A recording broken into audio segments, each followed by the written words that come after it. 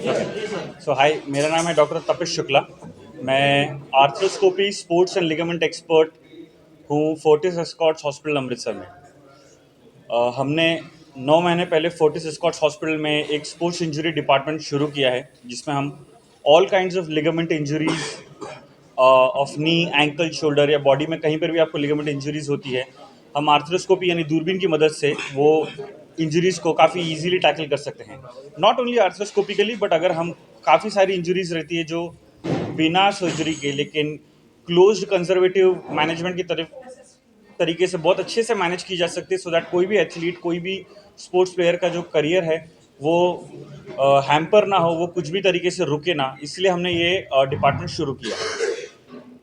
First of all, I would like to thank all of you for coming here. Today we are going to tell you a story about one of my favorite patients, Shine. Shine Salhotra एक 16 साल के national football player हैं। She is very passionate with respect to her sport. I remember आज से 4 महीने पहले खेलते खेलते शाइन को एक इंजरी हुई थी। एक चीज़ जो हमने समझनी है कि most of the sports injuries हमें लगता है कि कांटेक्ट के वजह से होती है, कि जैसे चोट लग गई, किसी से भिड़ंत हो गई, ऐसे तो होती ही है। But ligament injuries without even collision, आपको सिर्फ ट्विस्टिंग की वजह से आपका घुटना ट्विस्ट हो जाए, एंकल ट्विस्ट हो जाए और टक से आवाज़ आए, ऐसे इतना ही फोर्स काफ़ी होता है आपको लिगामेंट इंजरी करने के लिए।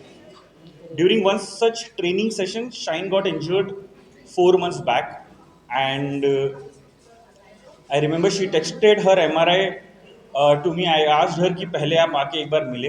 I examined her. उनका टिपिकल हिस्ट्री था कि खेलते वक्त उनका पैर ट्विस्ट हो गया और उनकी नी से टक की आवाज़ आई और तुरंत स्वेलिंग हो गई।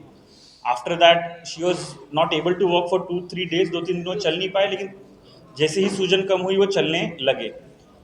जब हमने उनको एग्जामिन किया तब हमने पाया कि उनकी लिगामेंट इंजरी काफ़ी सीवियर है उनके घुटने में। वो अपने फादर साहब के साथ में मेरे ओपीडी में आए थे। आई मेड देम अंडरस्टैंड कि अगर हमें कॉम्पिटिटिव लेवल पर स्पोर्ट्स खेलना है तो हम इस लेवल की इतनी सीवियर लिगामेंट इंजरी को इग्नोर नहीं कर सकते हैं। जब हमने ये लेवल की लिगामेंट इंजरी अगर हमने इग्नोर करी तो कॉम्पिटिटिव लेवल पर स्पोर्ट्स खेलना हमारा बहुत ज़्यादा मुश्किल हो जाएगा। यही लिगामेंट था एसीएल लिगामेंट, जिसे एंटीरियर क्रूशिएट लिगामेंट कहते हैं।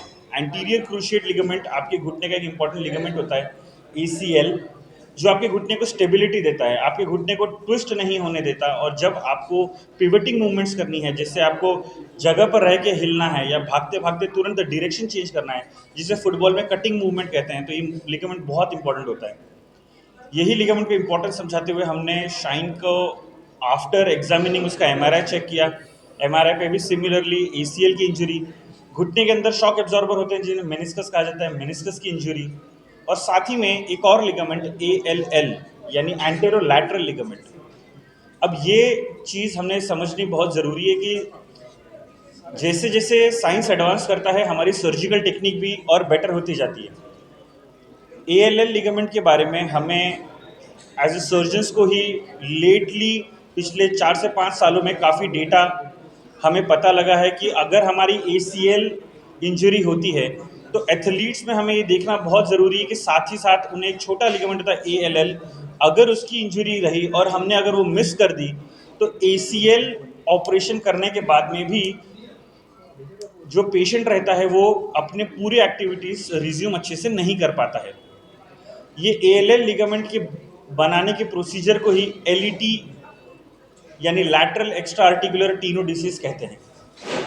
तो हमने शाइन में after observing all her injuries we decided कि हम दूरबीन से अंदर जाके इनका एसीएल लिगामेंट का सर्जरी करेंगे, साथ ही में इनके मेनिस्कस जो शॉक एब्जॉर्बर रहता है उसका रिपेयर करेंगे, और साथ ही में एएलएल लिगामेंट को एड्रेस करने के लिए एलईटी बैंड की टेक्निक करेंगे। ये टेक्निक करने के लिए, ये सर्जरी करने के लिए हमें रफली 40 to 45 मिनट्स टाइम लगता है, जिसमें हम एसीएल, मेनिस्कस और एलईटी तीनों कर देते हैं। और अभी it's been 3 months post surgery, Shine is able to run very beautifully, Shine is doing all her lower body activities. जैसे ही हम ये सर्जरी के बाद में 2 से 3 हफ्ता आपको वॉकर के सहारे चलाते हैं, उसके बाद में आपका वॉकर छूट जाता है। जैसे आप 6 वीक्स का मार्क हिट करते हैं, जैसे शाइन के साथ में हुआ, यू स्टार्ट जॉगिंग, आप जॉगिंग कर सकते हैं, साइकिलिंग डेली 30 मिनट्स तक कर सकते हैं, आपकी स्क्वाटिंग चालू हो जाती है, अपर बॉडी जिम चालू हो जाता है। एंड 3 मंथ्स मार्क जैसे आपने हिट किया, you can start running, you can start all the lower body gym activities, जैसे स्क्वाट्स करना, डेडलिफ्ट्स करना, hamstring muscle exercise करना। Shine right now is able to do all her exercises. You can ask more about her experience after I'm done talking. But right now is it seems that she is doing really well. अभी examination पे उनका नी dead stable है, there is no laxity, कोई प्रकार का जो उनका घुटना है उसमें कोई भी लचक नहीं है।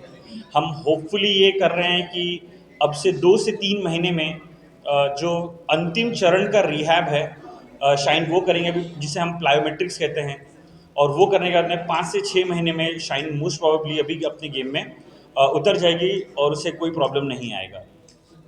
My name is Shine Silhotra, and I am two-time national football player. So during a football match, I tore my ligament, and I was looking for the best doctor, and that's when I stumbled on Dr. Tapish video on Instagram, and the confidence radiated from the screen itself. And then when I decided that I want Dr. Tapish as my surgeon, so I told my parents. I traveled from Jammu to Amritsar, and in the first meeting only, Dr. Tapish professionalism and compassion made me at ease. And so the way he explained me my surgery and the injury and the recovery process was so clear and reassuring that I was not even scared on my surgery day. I was so confident in his abilities. And yeah, thank you.